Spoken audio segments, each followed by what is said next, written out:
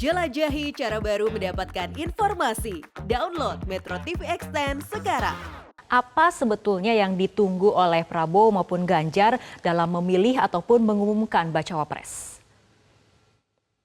Ada 3 faktor elektoral, Rara. Pertama, tentu tadi strategi saling intip. Ini penting karena kompetisi politik, maka kedua poros ini terutama itu pastilah saling intip. Ibarat main catur, begitu bidak putih bergerak, bidak eh, hitam bisa menyesuaikan strategi politik. Begitu juga ibarat main kartu, satu lawan mengeluarkan kartu apa itu disiapkan. Jadi bagian dari strategi saling intip. Ini penting bagi kedua poros yang akan bertarung, yang sama-sama mengusung perlanjutan. Yang kedua, dari sisi elektoral juga ada faktor-faktor non kuantitatif. Selain faktor elektabilitas, pastilah mempertimbangkan pasangan Pak Prabowo, pasangan Mas Ganjar, itu mempertimbangkan dari sisi representasi NU secara demografi, kemudian melihat kekuatan Jawa Timur, Jawa Tengah, Jawa Barat, dan sebagainya. Kemudian dari sisi milenial misalnya seterusnya, faktor-faktor ini pastilah dipertimbangkan.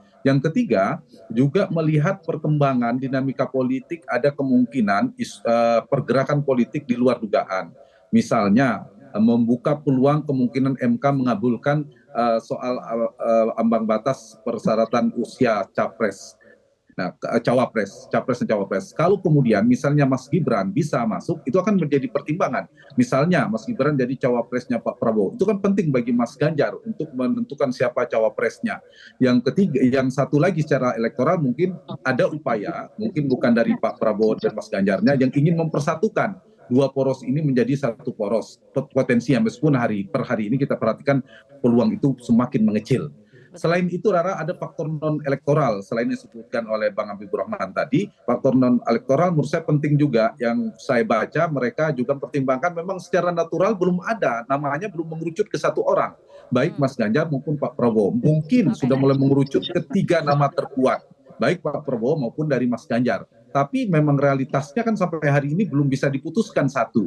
Nah, yang kedua dari sisi non-elektoral adalah faktor untuk mempertahankan soliditas koalisi. Semakin cepat mengumumkan, kalau kemudian ada partai yang kecewa tidak sesuai putusan itu, mau berpotensi membuat partai itu lepas. Jadi koalisinya memendar lagi. Jadi untuk menjaga soliditas koalisi, maka yang bisa ditempuh adalah di bagian ujung, pengumumannya di bagian ujung, sehingga pergerakan partai itu semakin terbatas kalau dibatas waktu pengumuman. Begitu mungkin Mas menjadi Hanta. faktor-faktor dari kedua kubu.